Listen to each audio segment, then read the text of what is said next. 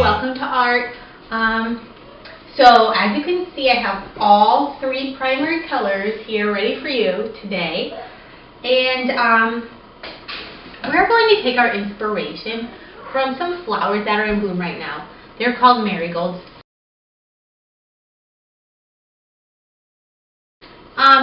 And we're going to do a watercolor painting inspired by these flowers, just using our three primary colors. And we're going to layer our watercolors so that using the transparency, the see-through nature of our paint, we can mix all the colors that we need. Orange, yellow, every shade in between. So let's get started.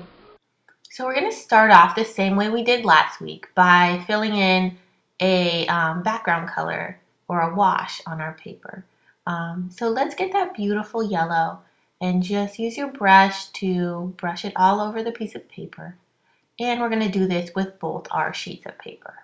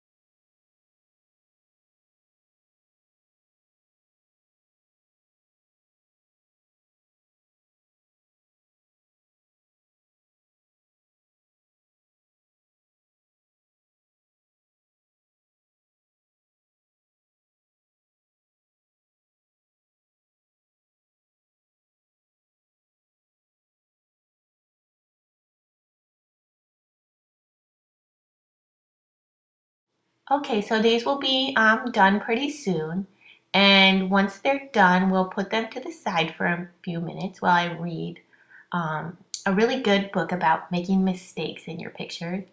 And when I'm finished with that, we will probably be ready to paint on them.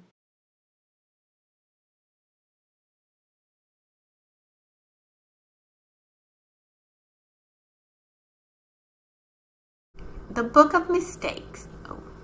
The Book of Mistakes. It started with one mistake. Making the other eye even bigger was another mistake. But the glasses, they were a good idea. The elbow and the extra long neck, mistakes. But the collar, ruffled with patterns of lace and stripes, that was a good idea. And the elbow patches, they were a good idea too. The bush was another good idea. Dark and leafy so that you couldn't see through it. To the frog, cat, cow thing, another mistake. The big space between the ground and the bottom of the girl's shoe was a little bit of a mistake too. But the roller skates, those were definitely not a mistake. The second frog, cat, cow thing made a very nice rock. And the girl with the very long leg looks like she was always meant to be climbing a tree. Even the ink smudges scattered across the sky look as if they could be leaves, like if they'd always wanted to be lifted up and carried. And what about the girl?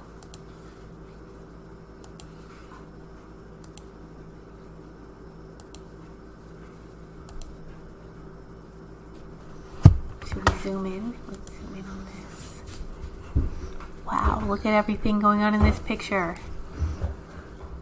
It's so cool.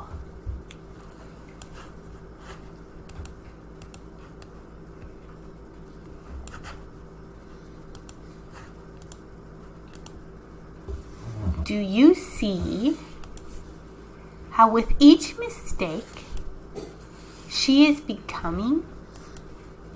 Do you see now who she could be? She's the artist who drew everything. Let's go back to her head. I want to see that again.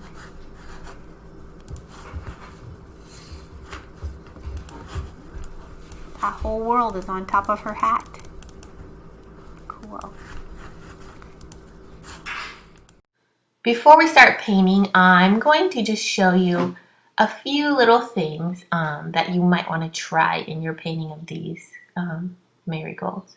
So like I said before, when I put this red paint on top of the yellow background, it's kind of turning into an orangish color.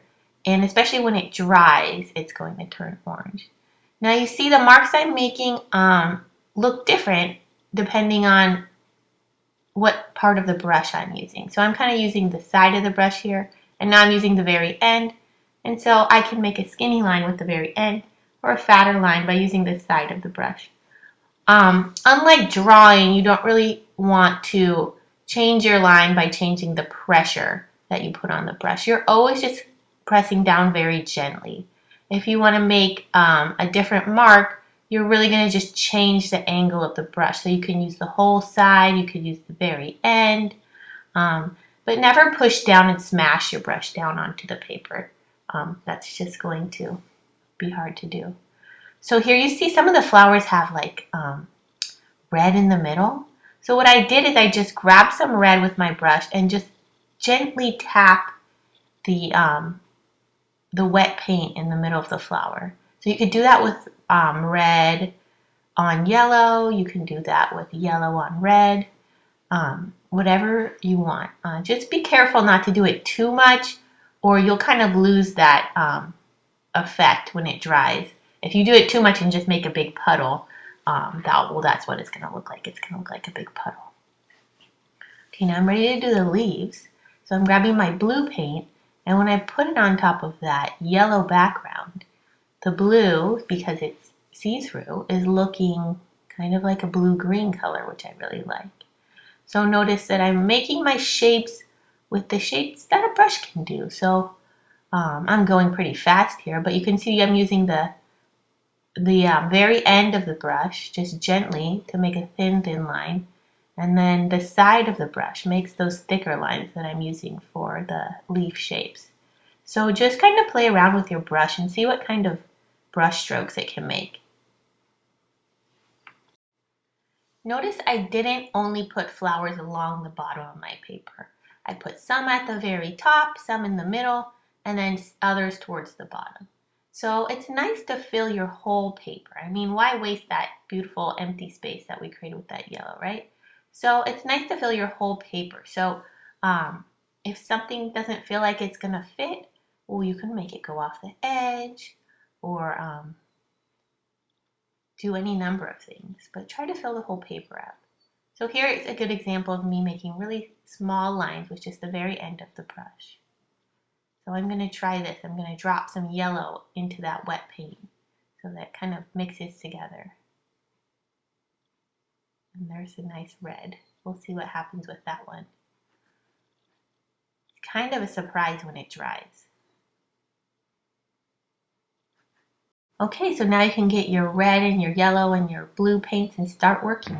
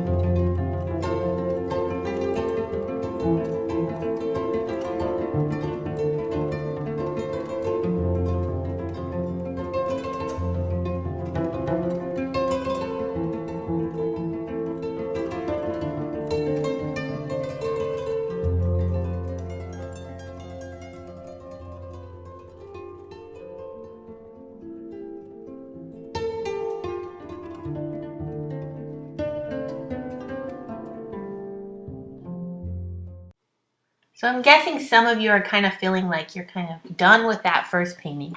So you can go ahead and grab your second painting now. Even if you're not done, I want you to put the first painting to the side and grab your second painting. And you can kind of paint the same flower as we did the first time. Maybe try some different kinds of brush strokes. And feel free to add in other imaginary things into this flower garden. You can put bugs, you can put birds, anything you can imagine in this bed of flowers.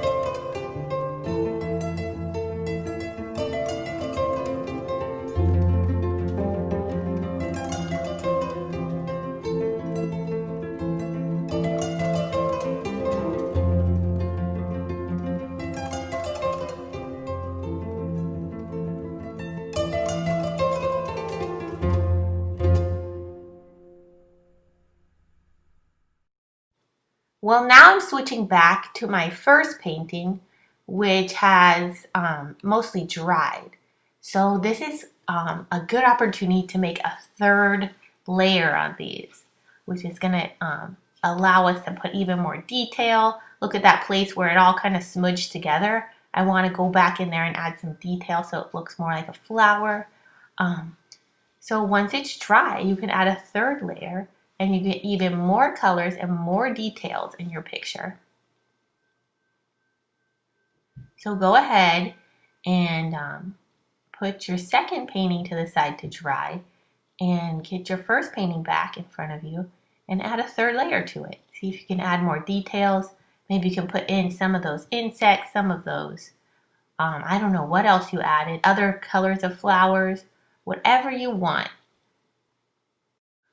I think some of you might be a little annoyed that we keep switching back and forth between paintings. But remember, we're just letting things dry. And if you're patient with your painting and you let it dry in between layers, you'll get much better results.